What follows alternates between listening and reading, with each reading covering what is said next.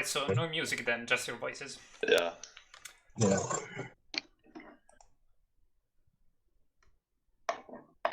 Alright, just... Wait, I'm trying to cough, what the fuck? It should be live, I think, so there we are, Chapo Tag House episode 1. I am your recording guy, Nov, and here with me your hosts, Fraser and Anders. Welcome, guys. Welcome. Hi. Chapo Tech House, y'all. It's the Chapo Tag House. Is this the first ELTP podcast we've ever had? Maybe. I think there was plans to make there was plans to make an ELTP podcast like ages ago with Low J. That never came up. We'll take the title anyway. So basically, Unverse, Nov and I, we had the idea to, after week 3 of the regular season, to have a quick recap. Maybe see and compare all the expectations were of all the teams and how they should be different now. So we kind of had an eventful week 3 where some teams in the standings hopped over each other. So as it stands now, there's Celtic Vigo with 5 wins and 1 loss, followed by Boostin and Laglionia, my team, with 4 wins and 2 losses. Preventus follows with 3-3, and then it's Palmyra and Leeds, kind of behind the pack as of now. So what I first wanted to talk about, probably the most obvious thing of tonight, Leeds United. In game 2, they just forfeited after 6 minutes. Weren't they down like a 7-0 or something like that? Yep. Yeah, they were losing hard, but in my opinion, it's just so shit to forfeit like in the middle of a game. It is. Like, firstly, you're killing the stats. Secondly, it really paints a bad image for the league in general. Just suddenly giving up halfway through. Yeah, it's probably like one of the biggest nightmares of any commissioner to like have a season where it's like 6 teams and all of the teams are contenders in theory with like fucking stacked rosters, and then to see one team just completely shitting the bed, it's not great. It's not great. It's not even the fact that they're shitting the bed. Like, okay, they haven't had a good team. Like, even against my team, Noob's team was actually doing fairly well. They only kept us to like a 1 cap lead near the end.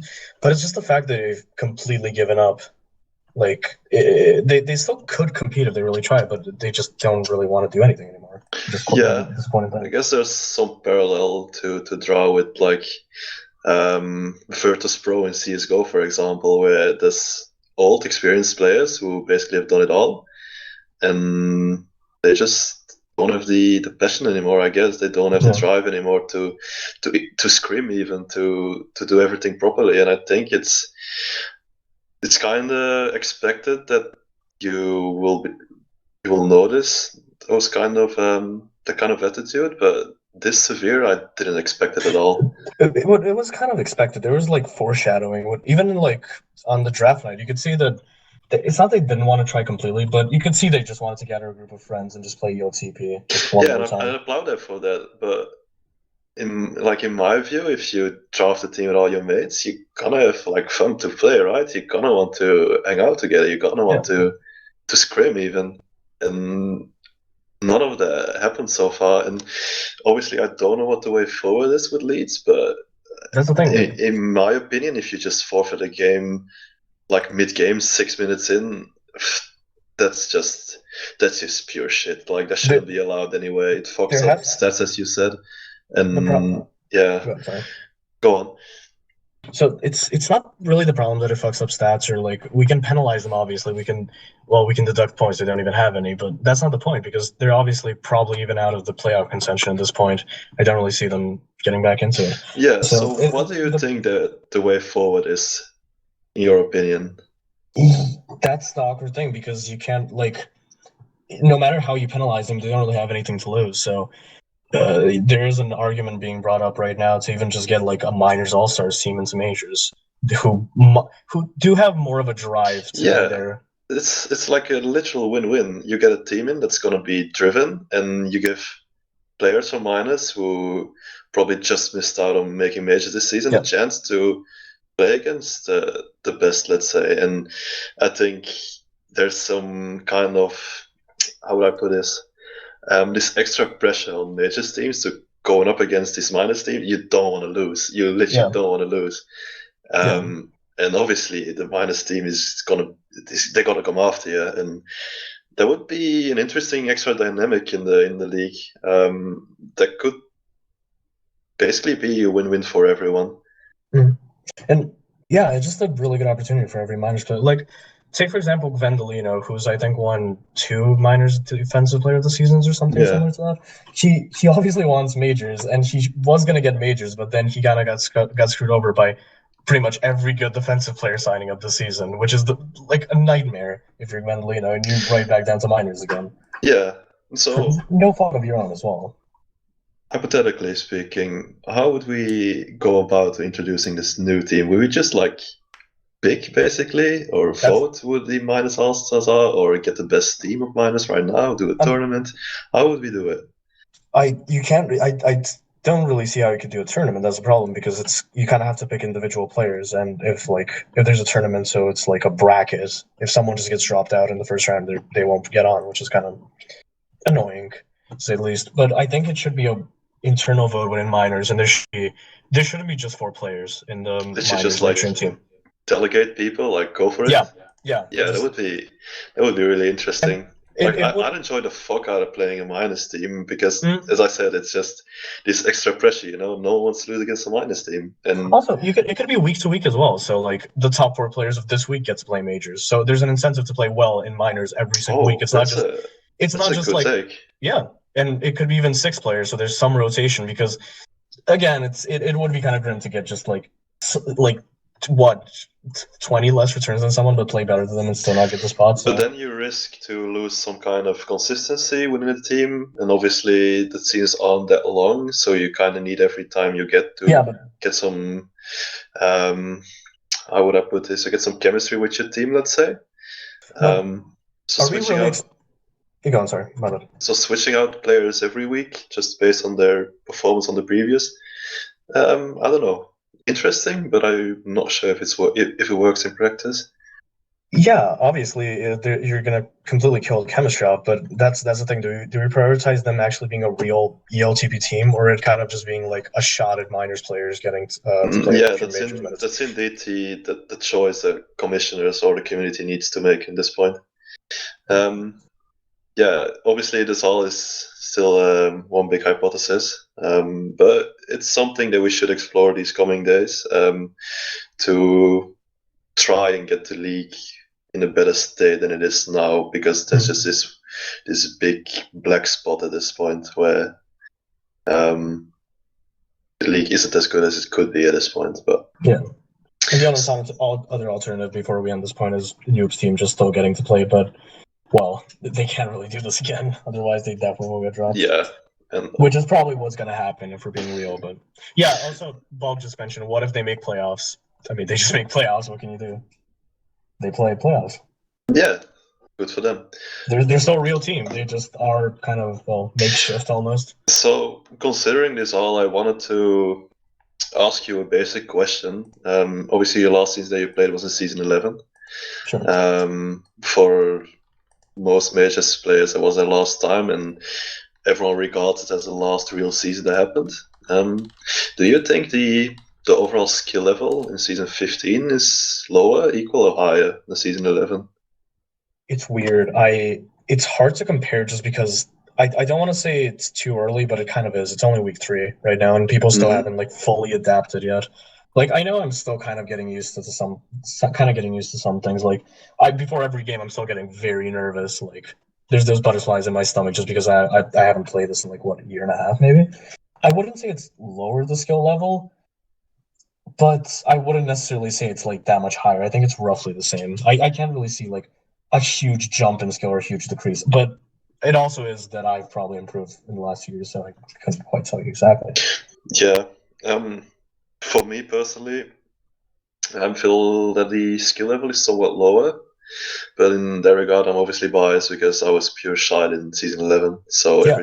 everything just felt hard. So it's not really a good indicator, let's say. But if we look at the players that signed up season 11 and didn't sign up this season, you obviously got like big absentees in Sam and Flick. And Fat. You can't forget Fat. And Fat, of course. And we kind of didn't get a one-for-one replacement. We obviously got Deadman back, but and Buddy. Also, Sixev is missing since season 11. But then again, we see Strategia like dropping out of majors at the same time. So it's a weird situation. I'm not quite sure how I would grade this season so far. Yeah, it's weird.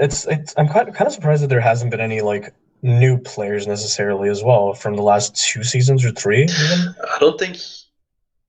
Except I'm not Bach, really. I guess, I'm not really surprised. Like the league just kind of stopped for 4 seasons. Like season 12 till 14. There's no real chance for players to insanely improve because the opposition is just way easier.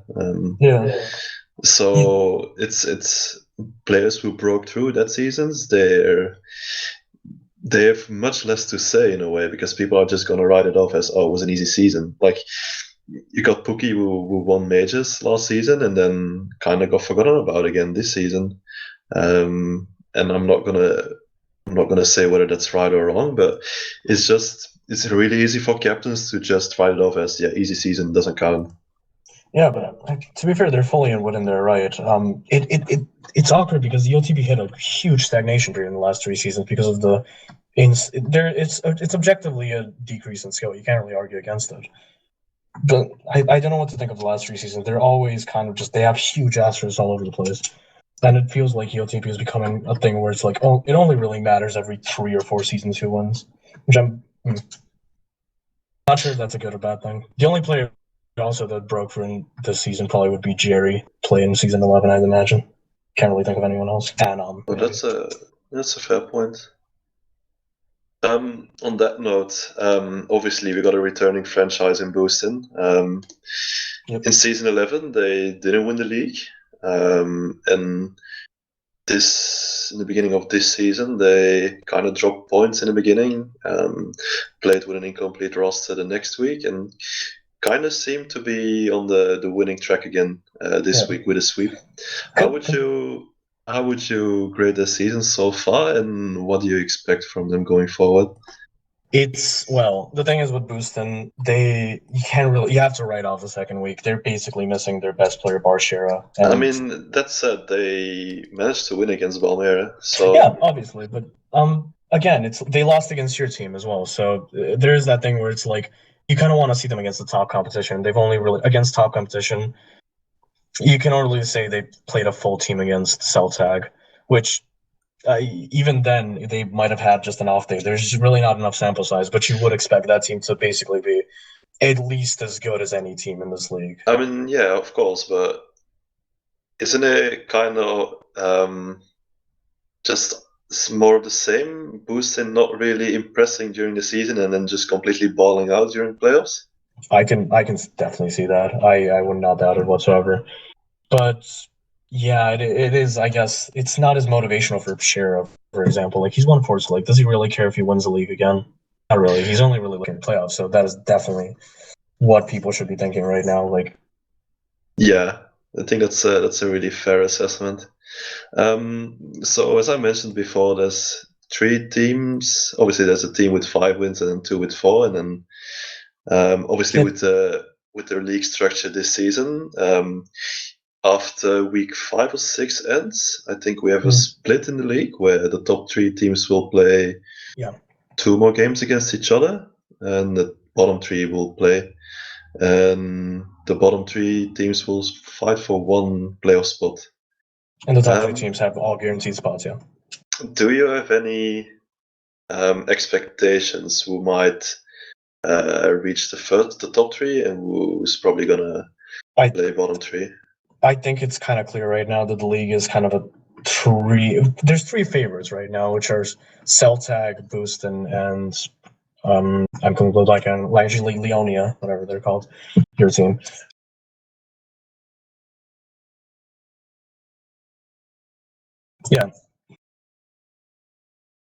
Yeah, Lagliatelli is the third team. So yeah, I think it's pretty obvious that those are the three top teams right now, and the last spot is going to be taken by either Bulk's team or Adam's team. But it's going to be quite interesting because the top three teams, I'm not sure how much there's probably going to be a decent amount of effort in the last 2 weeks between the top three teams, and that's when we're really going to see who's going to be the favorite for playoffs between the three teams. Because it's kind of different because in season 11, I don't want to insult your team, but Real Madrid never really felt like a playoff winning team. It did feel like there was just two teams going into the playoffs that had good chances. That was quite obvious. I think everyone saw it at that point who was just a neutral spectator. Regarding this season, though, obviously the top three teams, they want to stay in the lead, but it is obviously Preventus and Balmira still knocking on the door. Everything's still open, and the coming weeks will be detrimental in both the confidence of the teams and obviously the league rankings.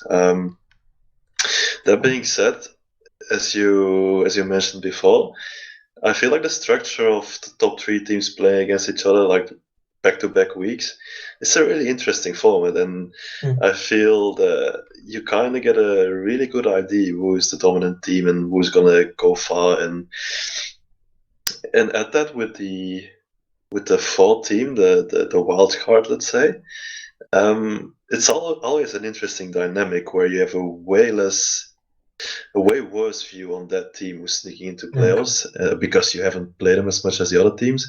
Kind of get forgotten about, and then they, as we saw in season 11, that's his team just snuck into playoffs, into the final even.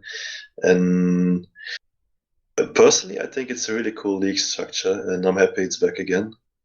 Yeah, I do really enjoy it, but it does leave the potential open for the fourth team being completely almost an unknown factor, because even though I think there's three main teams right now, Proventus and Balmir really can do well. They have lots of potential still. Yeah, Proventus literally won against Lagioloni last week. They're not a slouch team by any means. Anom is actually doing a fairly decent job on offense, which quite surprised me. So yeah, because Anom has transitioned into this offensive player along with that opens up their defense to be actually quite decent with Booyah and Kucherbar, which I expected their defense to be incredibly leaky if they did Anom and Booyah. And then if they have a very leaky offense, I don't think their defense, their leaky defense. Yeah. I don't think the offense would have Kucherbar, and that's would have saved that. But now that they've switched to this, it's actually working well. For me, Preventus is the ultimate dark horse team in the league right now because they're terrifying. Yeah. They can win. That's basically it. They can win. Yeah. So I feel like if all of the players are on their day and on the top of their game, they can do bits. So it's gonna come down to how much they're willing to sacrifice their free time and start scrimming and start coordinating themselves and see if they can push themselves even harder to reach better levels, because obviously there is some real potential there. Yeah, the entire fear from that team, at least for me, comes from Anom and Dets, which might sound weird, but I feel they're just so unpredictable, the two of them. Like, I genuinely had very big problems against them on Jardim. That might have been just the map, I know. They were genuinely, like, just because they almost feel like they have nothing to lose, they're not top players, they don't feel like they're better, they just keep trying over and over and over. They're just grinding out grabs all the time. They don't have any fear. That being said, all of their players, they know how to play the other position.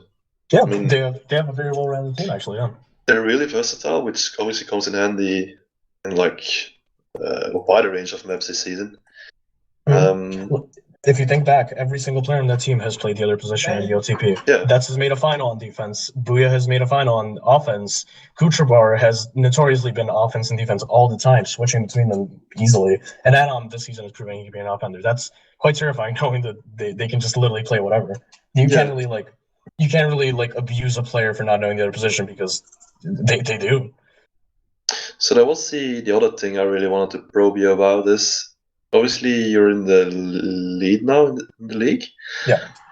How would this team that you have now, consisting of Jerry and Buddy and Imperius, how would it compare to previous teams you've been on? And would you say it's a fun team to play on in general? It's for me personally, it is very fun. Considering like I'm the type of person that really enjoys teams that are very structured and want to improve through sheer tactics. I know we're not the most like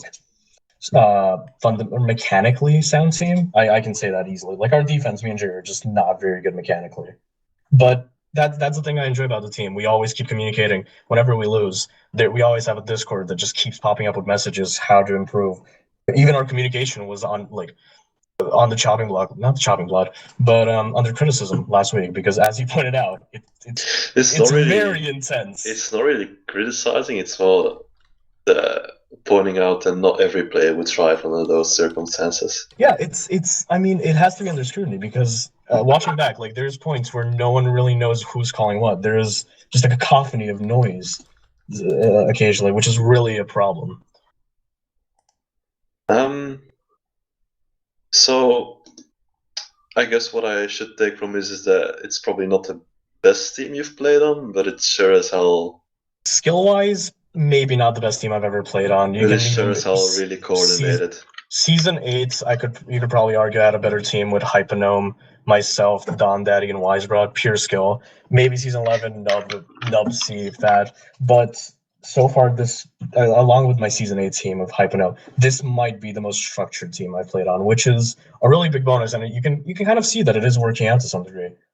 I really do enjoy it. And to like throw back a question to you, how are you enjoying your team? Because you do have a very structured team as well on your side. You are trying to do similar things. Yeah, obviously I really enjoy my team. I think it's pretty well balanced. This is probably the first time ever that I really feel confident in my team. Obviously, I have some critical points to work on still, but it's by far the most skilled team I've ever played on. So that makes it a little bit easier to not tilt, because obviously that's my big weakness is that I lose faith quite often, quite easy, and then it just kind of spirals from there. Obviously, some of those signs are still showing in our games, but it's a team that's willing to work, willing to talk, willing to improve, willing to scrim, most importantly. And like some of the halves that we played, some of the games that we played, they feel really smooth and they give some really, really great confidence to go forward into the season. Obviously, the losses, they're going to happen. It's just what you take out of them. And if your captain is ready to rewatch the games over and over and to point out things that should be done better, that's only reaffirming that this team is hungry, that this team is willing to put the time in. So yeah, I'm just think we're in a good place. I'm not quite sure how all the other teams feel. Obviously, Leeds kind of out of discussion right now. I want to talk about Balmair a little bit because in the beginning of the season, I was expecting really, really big things from them. Because on paper, if you look at the defense of Cynical and Hypo obviously being, when he's on his game, obviously being a sick returner and just going really aggro and getting resets left and right. Combine that with Cynical, who plays really good, like prevent D and a lot of anti, this should be working.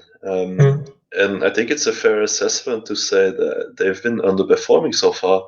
Yeah. And I wanted to ask you if you had any idea how that may come and how that may be solved in the future, perhaps. Yeah. I'll quickly avoid that question because I wanted to touch upon the skill thing you were talking about. Because this is gonna be really quick. So you do have that comforting feeling when you have a high skilled team, such as your team currently, my team, for example, that you don't really have with lesser skilled teams. One team that pops into mind is, I think, season 10 Hypnome's team, which consisted of Chuck Finley, Nair, and someone else I can't remember right now. Huck and D, yeah.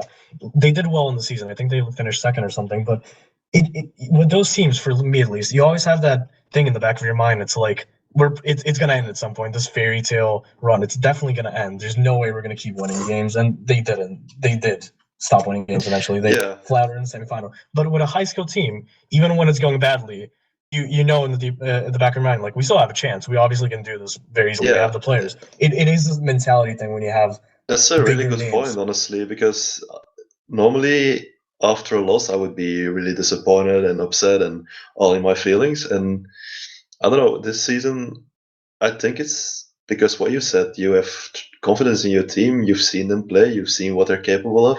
There's no reason to be upset, actually. Yeah. So I think that's a new dynamic that I didn't previously know. But you need to have that confidence in order to win, basically, because you're no good if you tilt out of games. You're no good if you don't believe. Yeah, if you don't believe deep down in your team, eventually when it starts going slightly wrong, it's all falling apart immediately. Yeah. So I think going your back to team Sorry. established that mutual trust. My team definitely did. I think Booston is obviously getting there because obviously share the GOAT. Once the mutual trust inside a team has been established, I feel that losses don't really mean anything as long as you know that you can deliver when it matters. Playoffs is all that's in your mind, even when it's a loss. I don't care. Playoffs. It's a good meme from New, but it's true. League doesn't matter. Like, if you see your team performing, you have that confidence, you have that mutual trust, you're gonna go far. Like, doesn't matter, you're gonna go far. And yeah, touching back to Balmere, they critically need to establish that. Because I asked you what you thought, and obviously I have my own suspicions why they might be struggling a little bit. Balk is an insane player. But I've heard some criticism before that he's not like all good captains. The great captains, they have this kind of aura buff, you know. I think Jerry definitely has that, where he makes his teams play better, and I feel that it's his main strength to just glue a team together. The Shera has it in his own, does it in his own way, where he just makes teams better by doing what the fuck. Sometimes I can't even believe it. Just everything, yeah. Yeah, Balk is a great player on his own. He can basically get out with anyone as his offensive partner, but he doesn't have that aura above that you need, I think. And someone in that team needs to step up to at one hand, like, calm players down if they're tilted and start to get a good vibe going. You know, I think that's really important. I feel that's lacking at this point. Yeah, like, there is that impalpable thing where, when you play with some players, you just know we always have a chance, no matter what team you have. If I'm playing with Cher, I know he's probably going to pull us in position. But even when Balk is playing out of his mind, I never have that assurance in the back of my mind, like, I'm definitely winning this game. Balk is just going to straight up win every single, like, encounter he has with another player. I don't know. I don't feel that with Balk, but at the same time, I think people are sleeping on this team slightly, because today they only lost by one cap both games, tragically so, in the second game as well. They easily could have won. Is that reaffirming? Is that reassuring, or is that? I wouldn't say it's reassuring, no, but I think that's the opposite. It's a weird team. It's a very weird team, because they don't feel as structured as they should be, because in your mind, like, that it all clicks. That defense should be nuts. Like, on paper, everything works perfectly. Like, Cynical is a perfect support defender. Hypo is one of the most notoriously aggressive defenders, and that is definitely his role. He's never going to play support. It works perfectly. Balk, C is going to support offense for Balk, but when I watched their week 1 games on Emerald, it always kind of struck me as uncoordinated is the main problem with that team. Ironically, I always saw them just boosting around, flying around, when it didn't make sense. They didn't really talk to each other that much.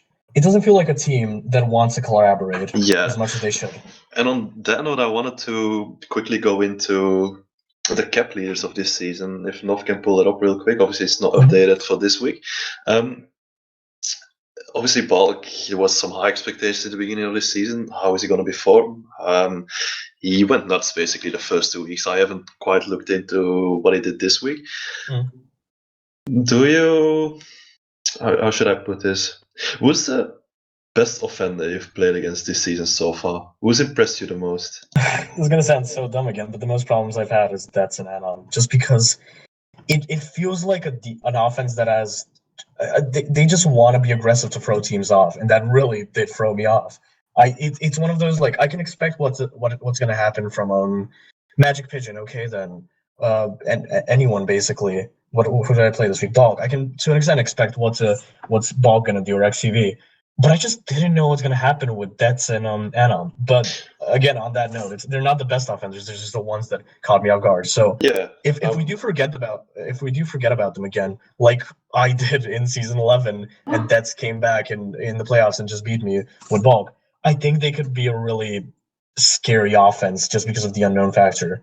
But as a pure player, I'm not sure. I have to agree here that Dets has probably given me the most trouble so far in this season. He always struck me as this really smart offender, where he's always trying to set up his teammates, and I think he's succeeding again this season. He's sticking to what he knows, and he always does as well. That being said, there's obviously some really strong partnerships on offense this season that do not really stick out due to their mechanical skill, let's say, but he has some decent chemistry, and I really feel that Magic Pigeon Okaden this season is one of those offenses who separately don't really scare defenses, but together they're doing their job, you know. And yeah, that being said, I haven't played against Deadman this season, but I feel like he's gonna be up there as well. But at this point, I have to say that. Yeah, it's the problem is with Deadman. I played him already. I didn't feel the biggest challenge ever against Deadman or Nub, but you do also have to keep in mind, like we said earlier, they're playoff type players. Deadman is obviously a player that's going to turn it up for playoffs. Right now, what Dets is doing, you can almost be just brushing it over because it doesn't really matter. It's a week 3. Who cares? What you're trying to say is we don't know who the best player is yet, which is quite annoying. But on paper, I would argue even Dets could be the best offensive player right now during these 3 weeks. If you purely look at it, despite Balk being that, like, he's just if you look Balk at this, is also up there easily. Yeah, if you look at the stats, like just in 2 weeks, Balk has kept 27 times. He's 11's. Wait, is it updated? I don't know. It might have been updated. I'm not sure. No, it's not updated yet. It's not updated. Okay, so he's got 27 captures in 2 weeks. That's not really bad. But personally, when I played him, I didn't really. I don't know. It was not the same Balk that I had problems with in previous seasons.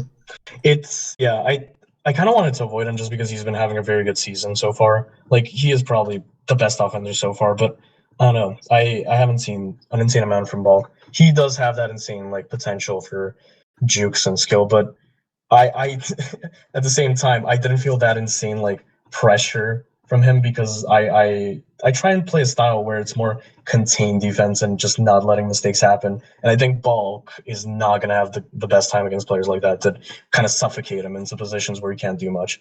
He needs that space to thrive. So that's why maybe Balk can be figured out this season, but at the same time, it is Balk, so I couldn't tell you, really. Right. It's all about cutting space with him. We're nearing towards the end of this podcast. What I wanted to get out of the way is maybe what are your expectations for this season still, Elvis, and what do you really want to achieve this season? What's the main goal here? It is winning playoffs, isn't it? I've been joking so far that I'm insane defender will get the playoffs season. It's not going to happen, obviously. Wait, you're not really clear. Come again? It's obviously playoffs. That is the goal this time around, and it always is. I like accept that I'm not going to get any individual awards, and I'm not even going for them. So right now it is just kind of I'm trying as much as I can, and my team is obviously trying as much as they can to prep for playoffs and get all the mistakes, all the weaknesses other teams can abuse against us ironed out before playoffs and playoff win. We've realized that we have the skill to compete with anyone. So playoff success is obviously the goal. No one is caring about individual success right now. I think which is very good. You said it well. You obviously believe and you're confident that the skill is there and the possibility is there to win it all. I kind of have to agree with it. Obviously, I'm still the most scared of boosting, like by a mile. But it's been there's some confidence there in my team as well. I'm not sure how the other teams feel, but feel that it's open this season. Like obviously in the beginning, everyone was saying that boosting was going to take it by a mile, and they still might. Don't get me wrong. But the results so far have kind of, I don't know, have kind of given teams hope and like a real expectations to do well in playoffs as well. Well thought out teams are almost making not a comeback, but they are doing well this season, which is very hopeful. But what about the kind of the vibe in your team that's going on right now? What is the mentality you guys are going? Yeah, the vibe, the mentality you guys are going with the next few weeks currently as well. I don't know. I think we're just gonna do the same thing that we've been doing. Like we scream, we play. We scream, we play. We think about our plays, we think about our maps, and we'll just try to continue to improve. I feel like it's pretty self-explanatory for us all that we obviously all want to play, we all want to win. Not sure how my teammates feel, but like personally, I don't see any reason why we shouldn't be considered a real contender. And with that view, you're obviously gonna try hard to fuck out this season. So I think that's kind of. I certainly know that Magic feels the same about this. He's been really dedicated this season. Obviously, also running a little bit his minus team. He's just really committed to do well this season. We can kind of continue as well just before we end the podcast because there's not much time. There's the Super Bowl in like 20 minutes. Quickly, we can just like skim over other teams' hopes, how maybe they can improve, what we should expect from them going forward. So we can start from the bottom, I guess. With Balmir, what can you expect, do you think, in the next few weeks or playoff aspirations for them? High ceiling, really low floor, basically. Yeah. They need to find their groove. They need to find the mutual trust that I was talking about. They need to really establish that. And when they do, if they do, they'd be a real contender. There's no doubt about it. Yeah. And we can just quickly say right now, pretty much every team has potential to win playoffs except Noob's team, which we haven't talked about much. The difference with Balmir is that they haven't shown anything. Yeah, that's the thing. Like, there's still an X factor. They're definitely a huge X factor still. Yeah, looking at Preventers, as we already mentioned, there's a dark horse. They think they enjoy their role. They will lose some games, they will win some games, but at the end of the day, they will be taken seriously as they should. They're a dangerous team. Again, as I said, now that they figure out their structure, they can do a lot of damage right now. I feel like that structure is working just because I didn't expect that from Anam. Anam was the one big thing that was making me question that team. Like, that's going to have a decent season at worst. Abuyabal is going to be good. Kutrabar might have a bad season, but unlikely. He's probably going to be average to maybe even very good. And Anam was the only X factor. I think he would completely ruin that team. But now that he's on offense, I think genuinely that team has some almost like scrim. You know those teams where it's kind of like very scrim each time you play them. You don't know what's going to happen. You always know they can upset you. That's the type of vibe I'm getting from that team. They can come out swinging, or they can completely collapse. Yeah, and I agree. That's very dangerous for some teams. Like that's what they should embrace. Really, they're not gonna. I don't think they have the sheer potential to just be the most consistent team, beating every team, like getting 5-4 games all the time. But I think they should embrace their role as a team that can upset with very high ceilings. That's what they should totally agree. For. And on Bulk's team, I think they should really start working on their structure. I feel like that's the one we should also talk about, like what they can improve. Maybe real quick. We kind of completely forgot about this, but there's always this possibility that teams are going to drop players or going to call up new players. Do you think that's a real possibility still? Just quick yes or no? I mean, we can go for the teams right now, I guess. Going from also we can with Bulk, we'll get back to them about playoff aspirations and everything. Balmir, I don't think anyone's getting dropped. The only person that you can probably maybe drop would be C, but even then, who would you pick up unless he's lagging? Not many people. Mm-hmm. Maybe They really just have to figure out their style. That's the only problem with that team. It's not the players. It's really the system. Yeah, I agree. Then, considering the top 3 teams, there was some talk about Boostin maybe dropping a play, but I don't think there's any reason to. The main thing right now is on Boostin. I'll just say it. Ozzy, I think, is kind of dragging the team down to an extent. He has been making some very shoddy decisions. I've watched back some games from Boostin, and it's not that he doesn't have the skill. He is just making decisions that are really unbeneficial for his team. He might go for a very shaky play that's a 50-50 overcommit, and that's already a cap.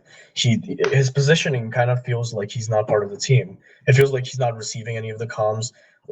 I never feel confident in his positioning, basically. That's a really, really interesting assessment, because how I see Shera's like defensive style, he makes those, as you said, like shaky plays. The only difference is he'll get it 100% of the time. So when playing with Shera, you can't really know where to be sometimes, because Shera's going to go off and do some insane shit, and then you're just standing still. Like, I don't know where to be right now. Like, so for instance, if you play with me even, or some other players similar to me, I will always tell you where to be, how to position yourself, etc. You always know what your role is. But with Shera, it kind of is shaky unless you're a really already established player, I would say.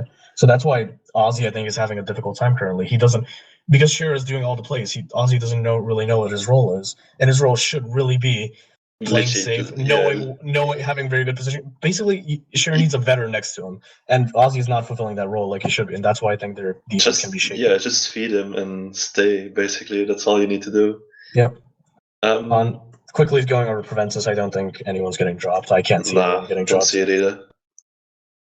Both of our teams, there's no reason to. Yeah, there's really no. There's already like the success. So. And then Balk, it kind of depends on how he felt playing with XCV and how C is gonna figure out his situation. Again, you still prefer C. Maybe it might be controversial, but there might be a case to switch out Cynical. That's the problem with Cynical. It's who are you going to switch him with? It's not because he's underperforming. He might not be the right fit for Hypo. That's the thing, but like, what would be the right fit for Hypo? Because on paper, again, this is the ideal partner for Hypo. And who would you pick up from minors that would maybe the preconception is just completely wrong. Maybe it's not a great partnership. It sounds right, but maybe you're just completely off on that one.